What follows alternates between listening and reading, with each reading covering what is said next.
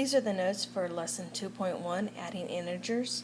The objectives of this lesson is that you can identify what an integer is, you can properly read integer problems, model the sum of integers with the additive inverse property of 0, you can identify a zero pair, list the rules of adding integers, and ultimately you can add integers together. So what is an integer? The definition of integers are all numbers and their opposites or negative numbers. So here are some examples. You have a positive 2, negative 1/2, positive 0.5. So integers can be fractions and decimals as well. What makes it the integer is the positive or negative sign. Positive numbers, though, we don't really need to put a sign in front of it, the plus sign in front. Think of money. If I ask you how much money was in your pocket, do you say, I have positive $1 in my pocket? No, we just say, I have $1. So when you have a positive number, you generally will not see a plus sign in front of it. So here are some important facts to know about integers. Signs, positive or negative, always come before a number, never after. For example, you'll say -4, not 4 negative. So if you see the symbol for a negative sign, you'll be able to know whether or not it goes with that number. Numbers never have two signs. If you ever see a positive or a negative symbol or a plus or minus symbol, it may mean the operation plus or minus. So here's an example. -3 minus -7.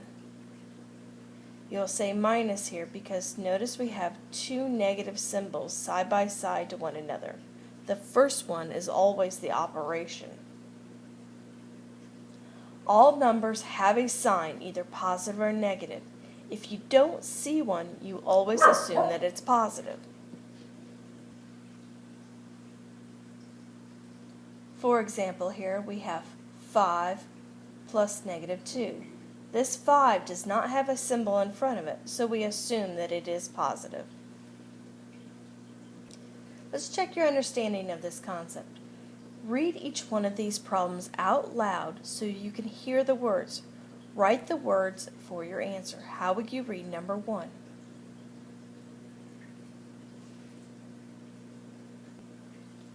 (1 plus -4).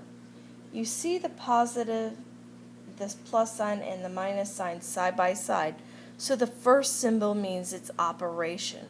That's why you would say plus. You wouldn't say 1 positive -4 or 1 plus -4.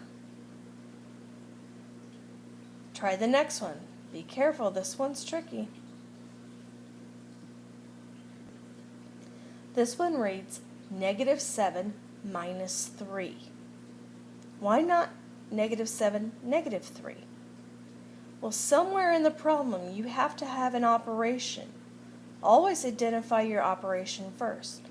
So if that symbol right there means the operation of minus or subtraction, what's the sign of the 3? You don't see one, do you? So you assume that it's positive. Another way you could have read this is -7 minus +3. Try the third problem. Notice that this problem is written vertically.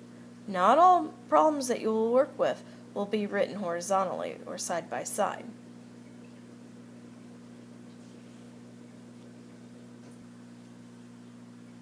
-5 plus -4. The operation of the plus is off to the side.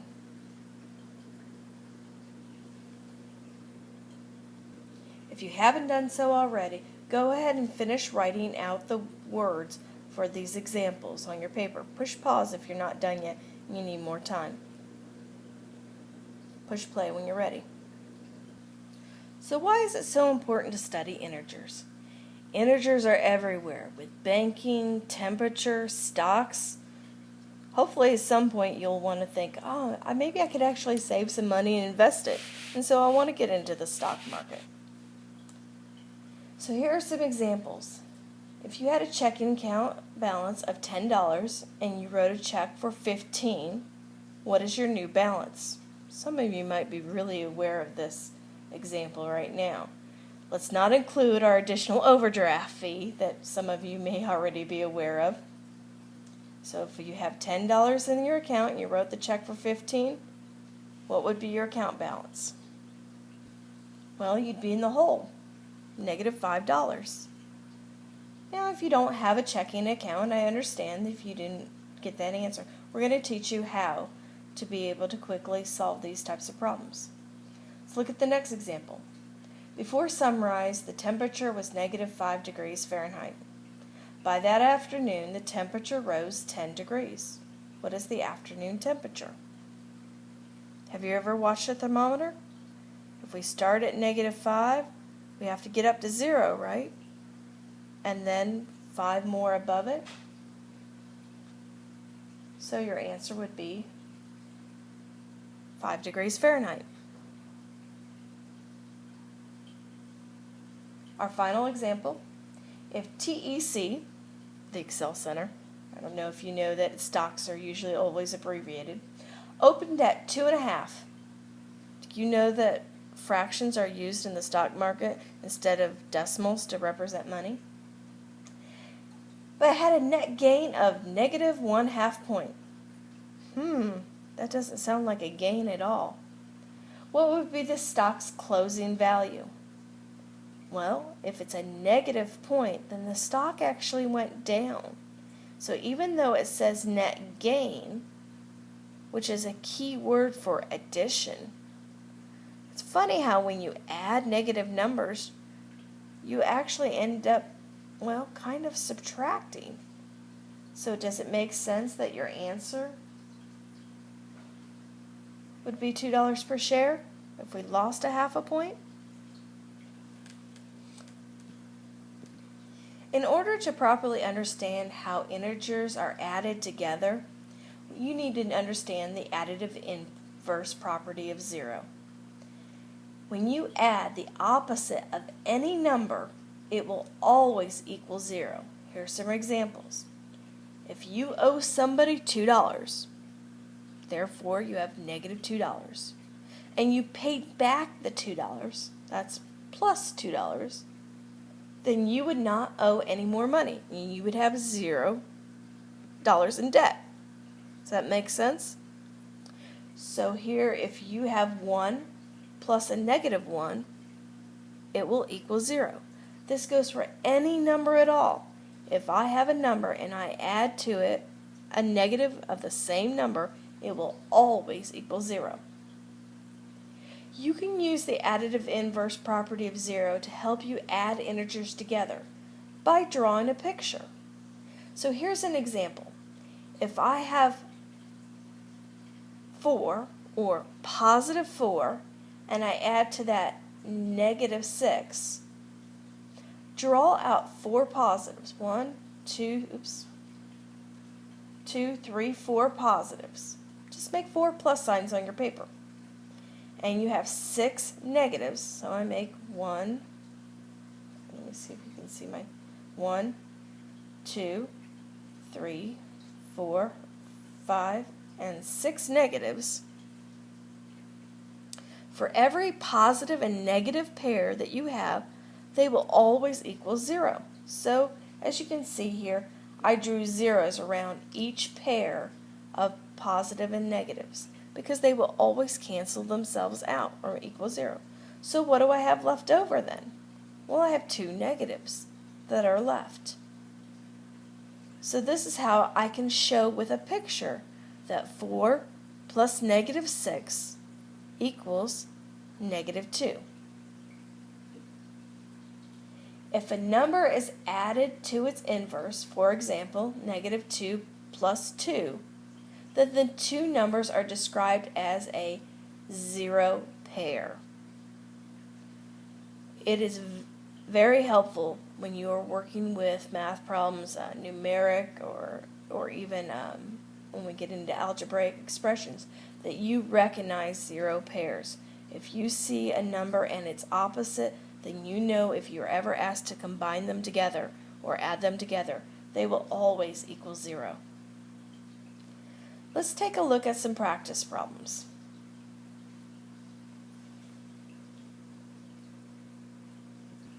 So looking at example 1, you see you have -3. So write 3 negatives. And you're adding that to that a +8.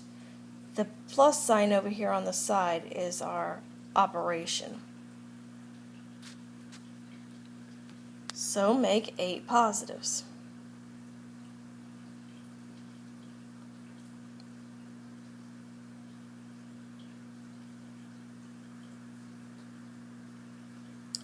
Next, circle your 0 pairs. And this draws very slowly, so I'm going to try to speed it up for you. So there's 1 0 pair. For every plus and minus combination, you have a 0 pair. How many signs do you have left over, and what are they? Well, you have 1, 2, 3, 4, 5 plus signs. So you have +5 is your answer. Or you can just write just the 5. You don't have to write the positive sign. Let's look at the difference in example 2. You have -3, so we draw 3 negatives, plus a -8, so we write 8 negatives. How many 0 pairs do you see? Do not start doing this. Oops, why not? Remember, it has to be a positive and a negative that creates a 0 pair, not a negative and a negative. So what do we have left then if we don't have any 0 pairs? Well, you have 11 negatives. So the answer to -3 plus -8 equals -11. Why don't you try practicing some on your own here or with a partner, if there's anybody else in the class with you. Okay, let's look at number 1. You have -7 plus 2. So 1, 2, 3, 4, 5, 6, 7. +2. So you draw 2 positives. Circle your 0 pairs, because they equal 0. So what is the answer? 1, 2, 3, 4, 5, -5. Did we have this problem already? Number 2, we have 2 negatives and 4 negatives. Because we have no 0 pairs, we just add up all the negatives together. So that would be 6 negatives. I'm going to put a square around my final answers for you. Number 3, you have a -8 and a +8. Do you notice anything about this? If you read the directions, it said put a star next to your 0 pair. What is this going to equal? It should equal 0. Save yourself the time. If you did draw it out, you would have had 8 negatives. Yeah, we could do that. 8 positives, and they would all have zeros around them. So by recognizing those 0 pairs, you can save yourself some time. On number 4, we have a +5 plus a -7. So 1, 2, 3, 4, 5. And 7 negatives. 1, 2, 3, 4, 5, 6, 7. I have 1, 2, 3, 4, 5 0 pairs and 2 negatives left over, so my answer is -2. Problem number 5, you have 9 positives. 5, 6, 7, 8, 9. And 3 positive. 1, 2, 3. There's no 0 pairs because they're all positives. So 9 plus 3 is 11, or +11. Problem 6, you have 2 positives, 7 negatives, 1, 2, 3, 4, 5, 6, 7, which creates 2 zero pairs, and you have 5 negatives left over.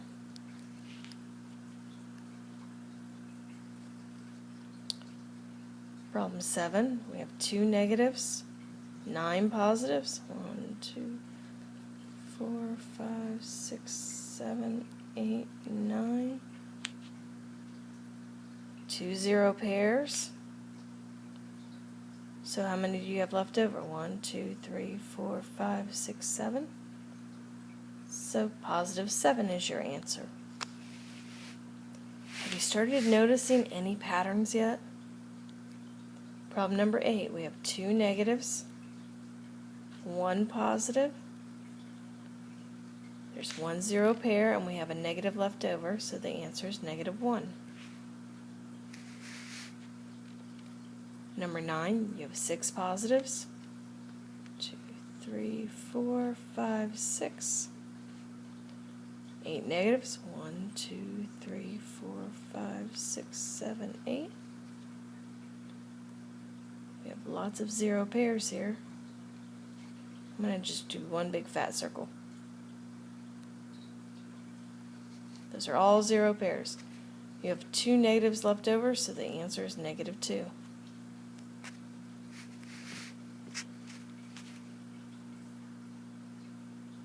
Problem 10, last one, we have 2 positives and 6 negatives. 4, 5, 6.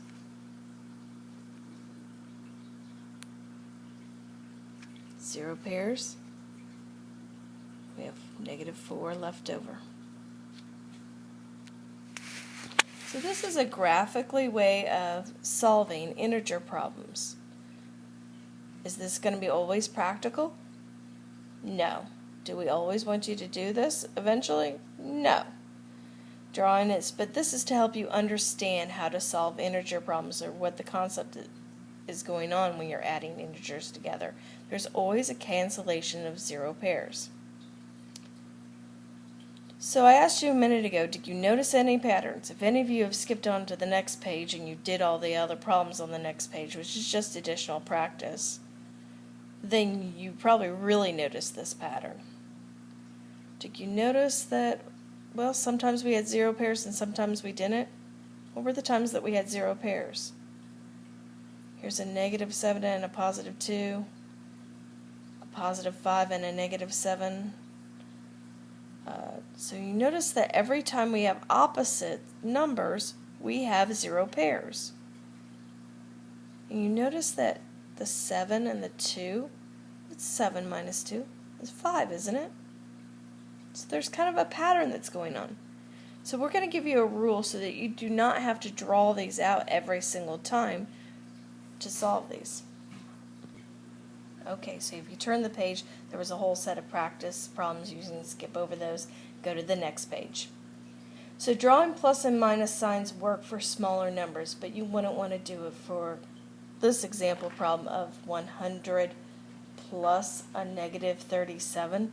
Can you imagine drawing 100 little plus signs and 37 little negative signs to find out what's left over? So did you identify the pattern? If the signs were the same, you were always adding the numbers together. If the signs were different, you were always subtracting.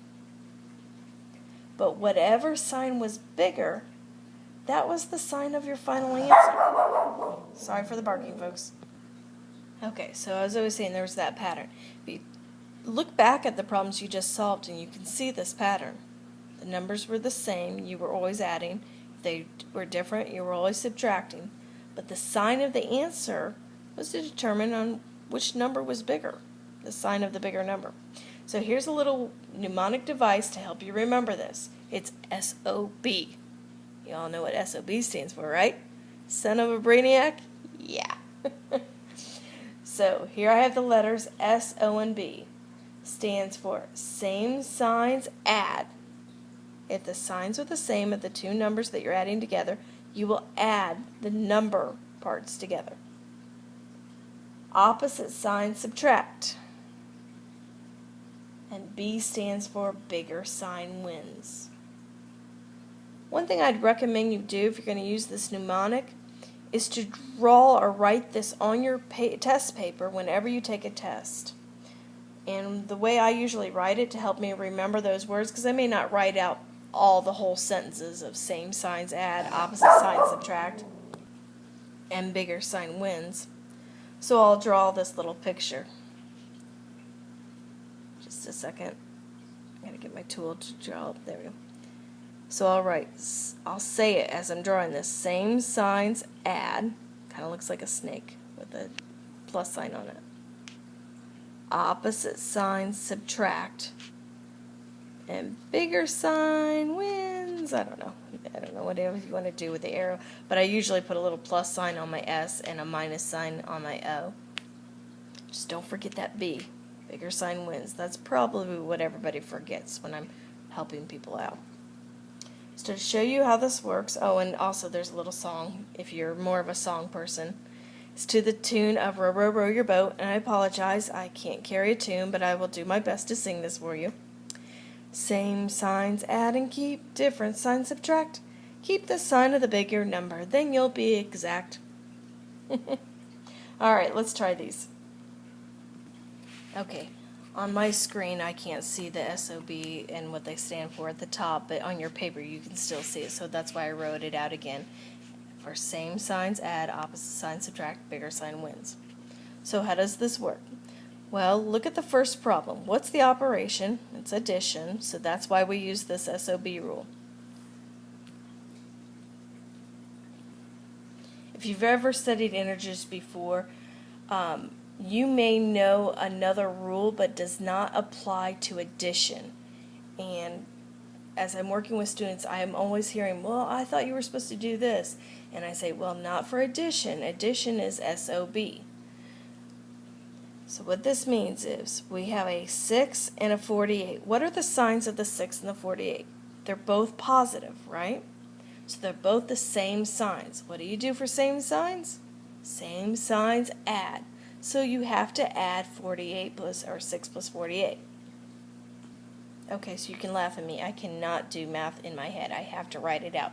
So I wrote the problem vertically and had to carry to show that it equals 54. Now, of those two numbers, which number is bigger?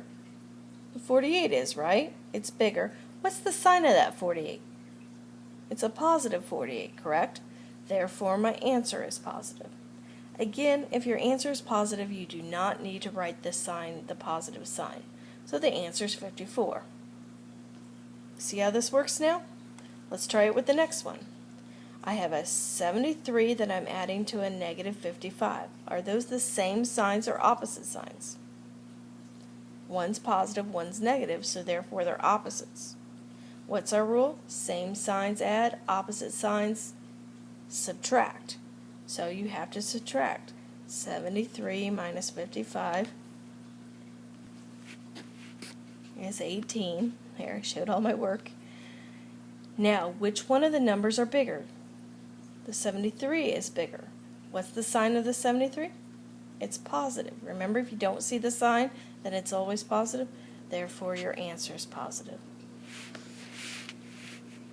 Look at the next one. We have a negative 47 that we're adding to a negative 61. Are those the same signs or opposite signs? Well, they're both negative. Therefore, they are the same. What do you do if they're the same? You add. Okay, 47 plus 61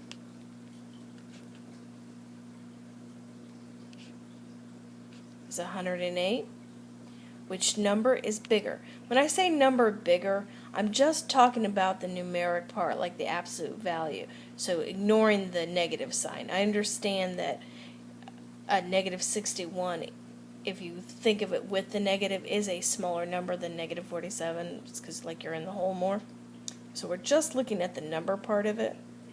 61 is bigger than 47. What's the sign on that 61? It's a negative. Therefore, your answer should be negative. So that's what we mean by bigger sign wins. Let's Let's try doing a couple more together, and then I'll let you do a couple more on your own. You can push pause and push play to make sure you got them right.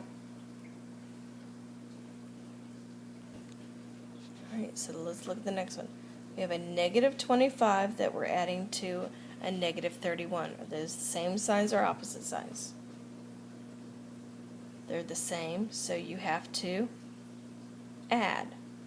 So what's 31 plus 25? 656. Which number is bigger? Just the number part. 31's bigger than 25. And what's its sign? It's negative, so your answer is negative 56. Let's go to the top of the next row. You have a 90 that you're adding to a negative 14. Are those same signs or opposite signs? Well, what's the sign of that 90? You don't see it. It is always positive. Oops, I don't know what happened there. It's a positive. Sorry. I think my hand was hitting something there. Alright, so you have a positive 90. Are the same signs or opposite signs? Those are opposites, so you have to subtract. 90 minus 14.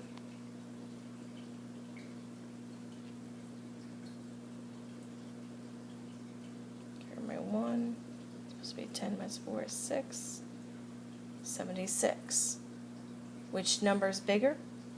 90 is bigger than 14, and its sign is positive. Therefore, my answer is a positive 76. Just look at the next one. You have a 72 that you're adding to a negative 92. These are, again, opposite signs, so we have to subtract. Now, when you're subtracting, you always subtract, you take the bigger number and you take away the smaller number. So even though the 72 comes first, you know that you're supposed to write 92 on top, right? And subtract 72. Yeah. So always take away the bigger from the small. Yeah. So take 92 minus 72 equals 0. 9 minus 7 is 5. No. It's late. 9 minus 7 is 2. Alright, so we've got the 20, but we're not done yet. What did we forget? Bigger sign wins. Which number's bigger? 92 is bigger than 72, and its sign is negative, so therefore my final answer should be negative 20. Got the idea? Alright, go ahead and finish the rest of these focus problems, and then push pause and then push play, and I will just, instead of me explaining each one, I'm going to write them out. Or actually, no, you have the attached, all the answers are attached and on the next page, so you can check each one of your answers. Please see an instructor if you're still not understanding this with these examples. If you don't understand SOB, we really want you to get these down. So good luck, and the practice that follows this, there's a lot of practice. Please read my note about why we give you so much practice with this. Good luck. Have a good day.